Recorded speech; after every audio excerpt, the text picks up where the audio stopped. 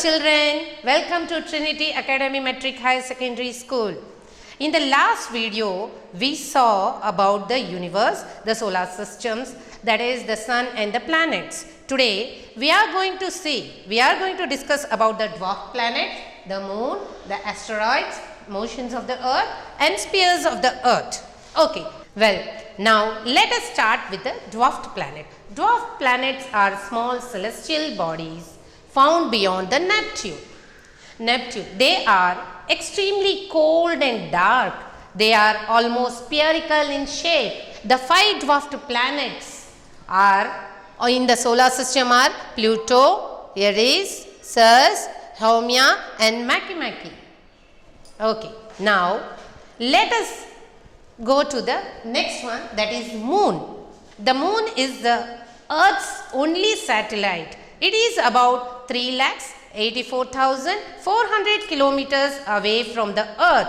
It takes 27 days and 8 hours to complete one rotation as well as revolution around the Earth.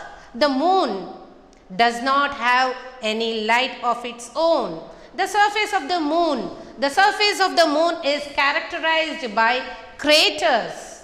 The surface of the moon is characterized by the craters, by the impact of meteors. The moon is the only celestial body where humans have landed. Next, we can go to the asteroids. Next, we can see about the asteroids. Asteroids are small objects that move around the sun.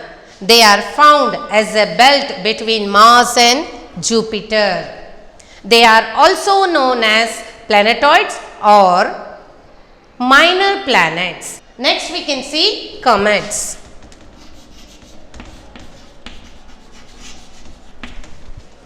Next, we can see about comet. A comet is a celestial object made up of head and tail. A comet is a celestial object made up of head and tail.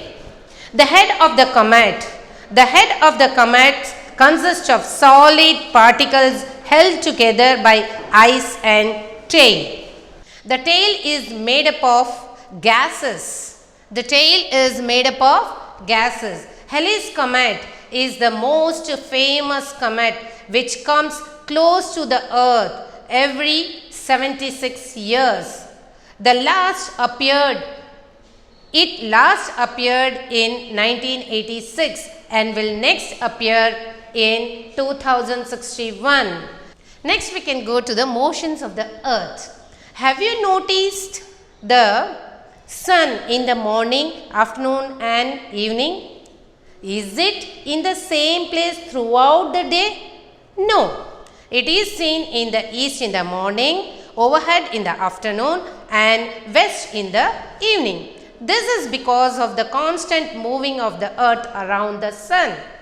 It seems that the sun is moving, but it is not so. Okay, there are 2 types of motions, rotation and revolution. First, we can see rotation. It is the spinning of the earth on its axis. The time taken by the earth to complete one rotation is called a day. The rotation of the earth causes day and night. It takes 23 hours, 56 minutes and 4.9 seconds to complete one rotation. The line which divides the surface of the earth into a lightened half and a dark half is called terminator line. Next, we can see revolution. It is the movement of the earth around the sun on its orbit. It takes 365 days and quarter days to complete one revolution. It revolves around at a speed of 30 km per second. The revolution around the sun causes seasons. The equator faces the sun. Directly on 21st March and 23rd September.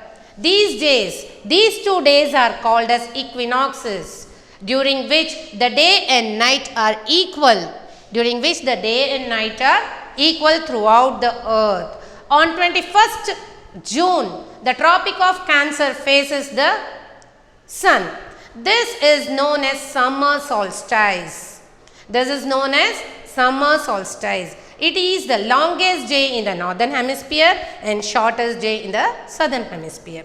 On 22nd December, the Tropic of Capricorn faces the sun. It is called as winter solstice. It is the longest day in the southern hemisphere and shortest day in the northern hemisphere.